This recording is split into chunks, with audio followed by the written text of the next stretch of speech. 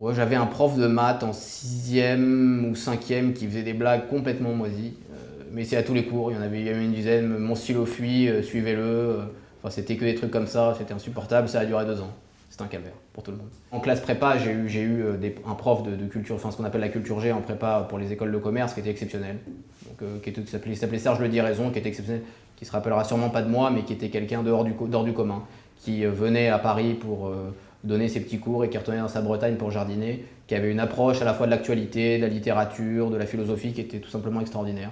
Donc qui pouvait vous analyser un film, une comédie française, Râle et Pâquerette, en philosophie. Enfin, c'était assez formidable. On était tous passionnés pendant le cours et avec à la fois ce côté très concret des examens pour réussir son épreuve. Il arrivait à faire le grand écart en permanence entre l'actualité, la philosophie, la façon de nous ouvrir l'esprit et en même temps le concret, faire un plan en 3 parties pour une dissertation. J'étais assez bon jusqu'à la terminale. Je me suis un peu perdu en arrivant en classe prépa. Je m'attendais pas J'étais un peu du genre glandeur jusqu'à la terminale, mais je m'en sortais plus ou moins parce qu'on pouvait un peu, voilà.